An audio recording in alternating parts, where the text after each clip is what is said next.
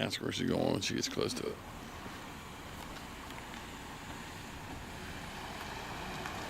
And Jackie, where are you going? Okay.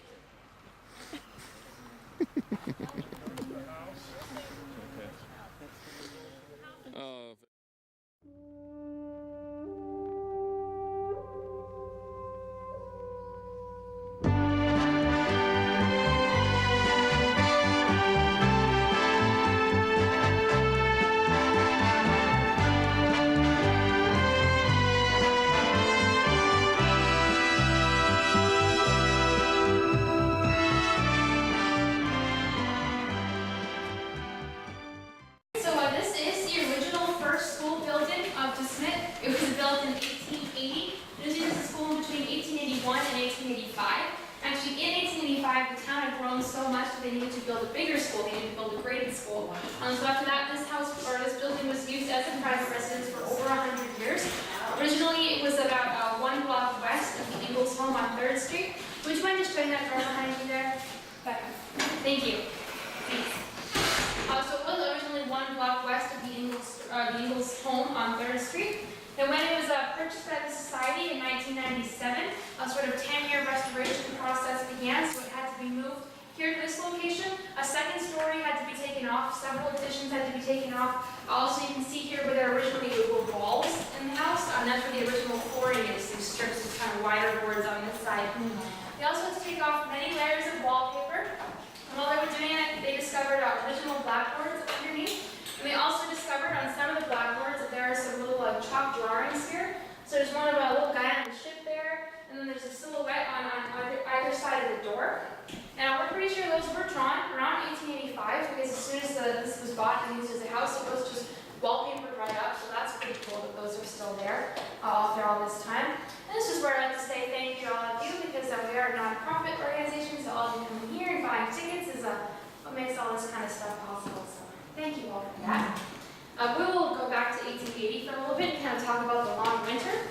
Now, when Pa bought his homestead, he also bought 2 store buildings in town. This is the one that the family actually lived in, and I'll just hand that to you. You can pass it kind of around. Yep, right there in the middle. So that building is no longer standing. There is another, the other store building that Pa bought is still standing. That's on Main Street, but that's the one that the family actually lived in. Now they're living out on their shanty, on their homestead, but they're hearing whispers in town that this is going to be, a really bad winter, and they're worried about how they're going to make it out there in their shanty. And actually, the first blizzard does hit while they're on the homestead, and that was kind of a bad enough experience that Pa decided we got to pack up and move to town right now. So they moved to town in mid-October. Nora and Carrie start going to school because it's just so much easier for them to go to school now that they're only a few blocks away from the schoolhouse. Their teacher is Florence Garland. She's Cat Garland's sister. Cat Garland was a boy in the town that Laura was very fond of and that she knew there. And so she's teaching one day. They're all in school. They've only been in school for about a week. When the second blizzard hits, they can sort of see it getting darker outside, and the wind picks up, and the storm kind of slams into the side of the building with just incredible intensity. And the wind would be blowing so hard, and the snow would be so thick you couldn't see that tree outside or the buildings or anything outside but pure white. It would get darker in here, it would get colder, the wind would be howling outside and rocking the whole building from side to side. And so it was, students were getting a little scared. And their teacher, Florence Garland, she wasn't much older than her students, so she was worried about what she was going to do with all of them. She can't take them outside because they might get lost. That happened quite a bit, actually. But they can't stay here because there's not enough cold to last them through the whole blizzard. So actually, a member of the town, Mr. Foster, kind of makes that decision for her. He bursts in through the door and he says, we got to get these kids out of here right now.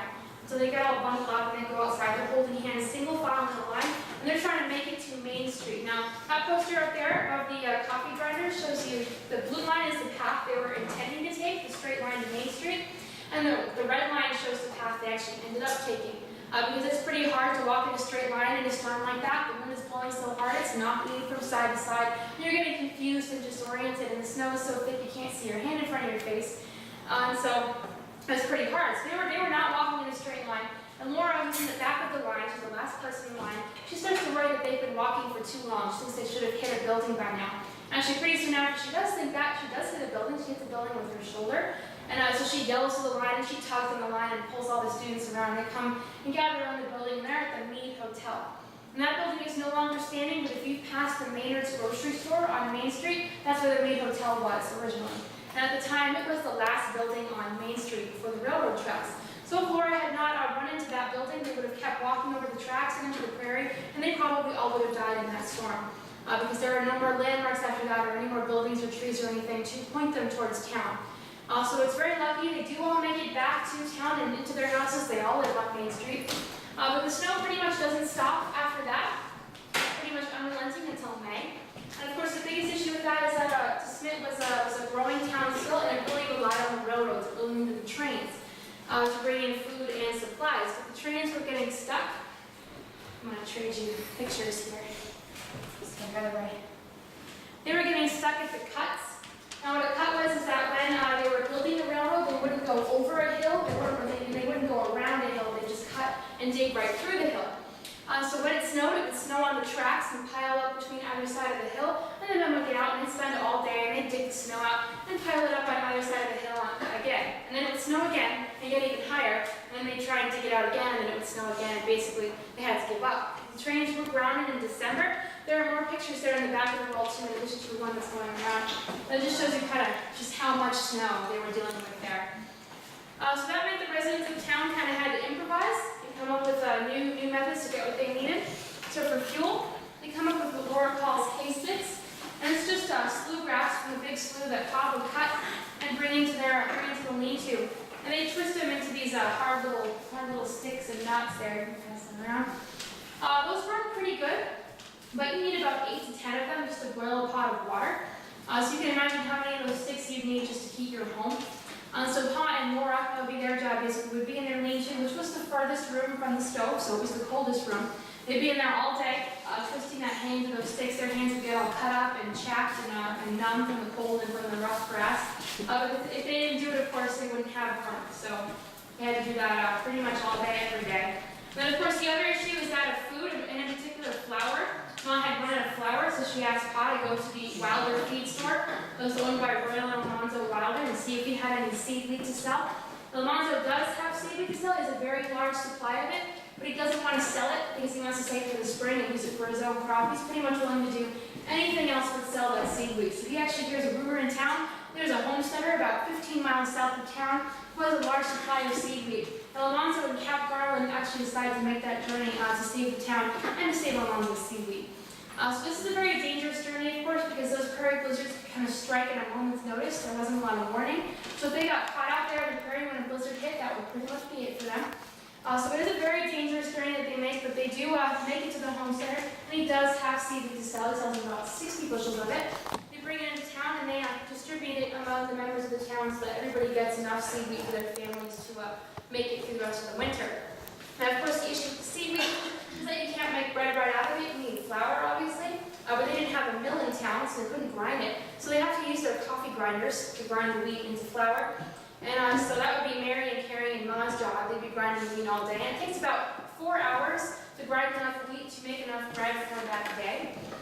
So Mary, Ma, and the girls would be grinding pretty much all day. They had really strong biceps by the end of that winter. So they would be grinding wheat, and Laura and Tom would be twisting hay. That's pretty much what they did all day, every day, just trying to survive that winter.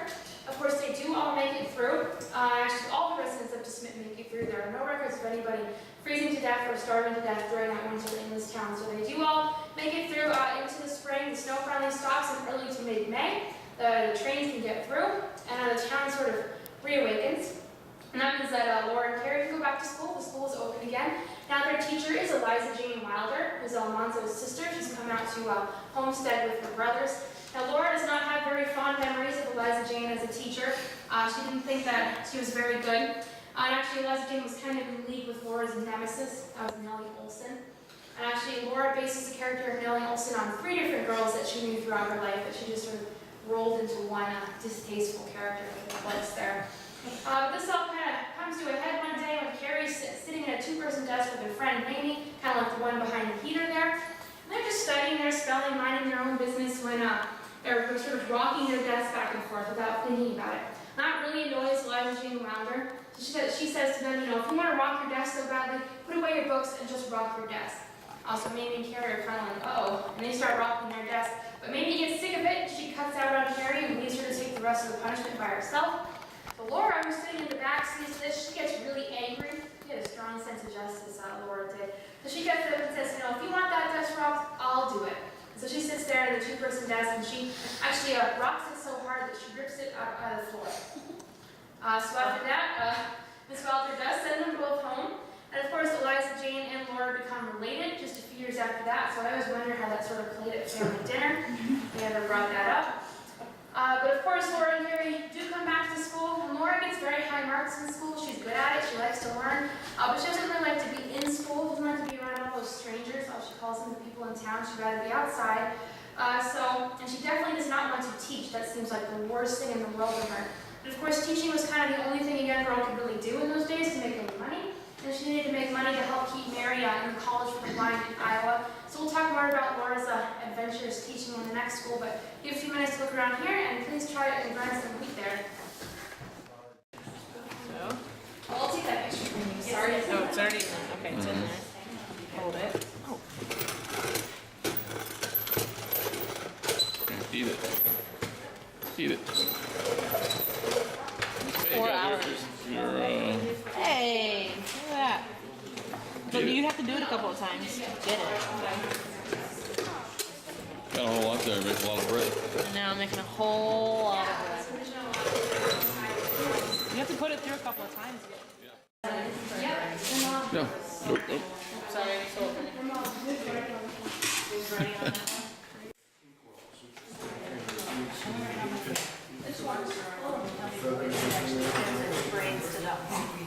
Oh, and stick them in. Oh, so the last one about it. Oh, they know.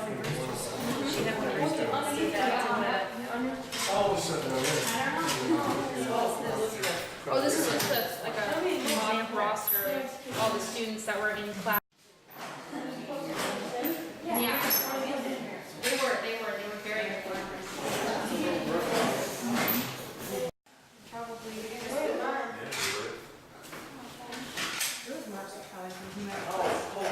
Yeah, I can't imagine wallpaper over drawings. Like, I feel like that's just weird amount of emptiness. Because they didn't even erase it, they just covered it over with wallpaper. Maybe they were trying to save them or something. Yeah, I mean, Are any of these the Ingalls or just No, pictures from pictures from the time period? all right, so this is a replica of the Brewster School. This is kind of a typical claim shanty type school that would pop up in the towns around here. So it was uninsulated with very small windows there, so it would be pretty dark. It would also be pretty hot in the summer and pretty cold in the winter. Now, Laura did teach here in the winter for 2 months, so it would have been her responsibility to bring in the coal for the heater there every day. And it also would have been her responsibility to bring in a big bucket of water that she'd put at the front of the table. And all the students would come up and take turns taking a ladle full of water there, from the same ladle, of course, and that's how they would sort of start their day here in school. Now, Laura, she starts teaching 3 months before her 16th birthday. She passes the teacher's examination early, and so she does go to teach here in Brewster. It's about 12 miles away from DeSmet. So she does have to leave home for the first time. She's very nervous about that. Laura's a bit of a homebody. She likes to be with her parents. She likes to be with her sisters. So she does not want to leave home and move in with strangers. She's also worried about teaching because she's only 15 years old. She hasn't graduated from high school. And she's very short. She's going to be having boys in her class that are bigger and taller and older than her. And she's worried about how she's going to get them to listen to her. And so she's pretty nervous. She gets to the home she's going to be staying in. It's Mr. and Mrs. Brewster. Going to be staying with the Brewster couple. And she very quickly learns that this is a very different environment than she's used to. There's a lot of screaming matches going on between the Brewsters. They're very unhappy, a lot of fights. That's very different from what Laura was used to. There weren't very many screaming matches going on in the Ingalls home. I think Ma would have been horrified by that. So Mrs. Brewster hates it out here. She does not want to be out here in South Dakota. It's too flat, it's too empty, it's too cold, it's too lonely. She wants to go back east. So this all kind of comes to a head one night. Laura's in bed. Her bed is separated from the Brewsters by a curtain. So she hears some screaming that's kind of louder than usual. So she sort of peeks in the curtain to see what's going on. And it's Mrs. Brewster standing in the dark with a knife over her husband, basically saying, take me back east or I'll kill you. So Laura, of course, is understandably terrified by this. But sure as Mr. Brewster kind of seemed like he was used to it. he just said, put that down and we'll talk about this in the morning. So of course she does put it down and they do all make it through that night and nothing like that ever really happens again. But Laura is understandably very nervous to be there. Now she's also nervous about school. She's got 5 students and as she thought, 2 of them are boys that are older than her. One of them in particular, his name is Clarence. He likes to push Laura's buttons. He might have had a little bit of a crush on her. He likes to see how much he can kind of get away with. So he doesn't like to do his homework and he refuses to study and all that just to sort of act out and get some attention. So Laura kind of struggles with this for a while, but then she decides to go with the time-honored method of just ignoring him. And he does eventually stop acting out and she does get the respect of her students. But the first week is pretty hard. So she's hoping all day that all week that Pa's going to come and surprise her on Friday and bring her back home to DeSmet for the weekend so she can see her family. So when Friday rolls around, it's not in fact Pa that has come to pick her up, but it's Almanzo Wilder. He's there with his Morgan horses, his team of Morgan horses. Now Laura loves those horses. She actually loves them quite a bit more than she loves Almanzo at first. So she is thrilled to be getting a ride in that sleigh. Almanzo has volunteered to come pick her up there and bring her back to DeSmet. And when the weekend's over, he volunteers to bring her back here to Brewster. He does that every weekend that Laura's teaching here. Her students start to catch on that there's this young man coming every Friday in his nice sleigh to pick their teacher up. So they tease her a little bit when they hear the sleigh bells outside. They go, oh, it's teacher's bow, it's teacher's bow. You guys know what a bow is? Mm-hmm. Yeah. It's an old-fashioned word for boyfriend. So Almanzo was 10 years older than Laura, and Laura didn't really get why he'd be interested in her, so she kind of didn't want to lead him on or anything. They're coming back to Brewster after a weekend in DeSmet. And Laura kind of just says to him, well, I'm only really riding with you because I want to see my family. And after this whole school business is done, we're done. I'm not going to ride with you anymore. So Almanzo's a little taken aback by that. He's a little disappointed. He's been making these trips every weekend, sometimes when it's 40 below, to pick her up. And so when Laura gets back to Brewster, she starts to think that maybe she's a little rude to him, a little hard on him. She's also worried because she's got 3 weekends left with the Brewsters, and she's pretty sure Almanzo's not going to want to pick her up after what she said to him. But when Friday comes around, Almanzo is back there, and he does pick her up. And he basically says, what'd you take me for? What'd you think I was getting out of this? So, of course, his persistence does pay off, as just a few years later they are married. Before that happens, Laura does finish up her term here at the Brewster School. She teaches for 2 months, and she makes $40 out of that. That's a pretty good chunk of money to send to Mary in college. She goes back to school in DeSmet for just a little while, but she actually ends up teaching at a couple of different other claim shanty type schools like this in different towns in the area. And she never actually graduates from high school because she marries Almanzo in 1885 when she's 18 years old. And that puts an end to her high school career and to her teaching career, as a girl could not teach in those days after she got married. So they move out to their own homestead. And meanwhile, Pa and family have been living on their homestead. They did prove up their claim. Pa had lived there for 5 years. But the homesteading life is pretty hard. Pa was kind of getting sick of it. So he actually decides to sell that homestead and build a house in town that the family moves into. That is our last stop on the tour here. And so we are going to be driving over there, kind of caravanning over there. And so if I could just get a show of hands as to who will be driving a car so I know how many cars to look out for behind me. It's 1, 2, 3, 4. Okay. So I'm going to come around the front.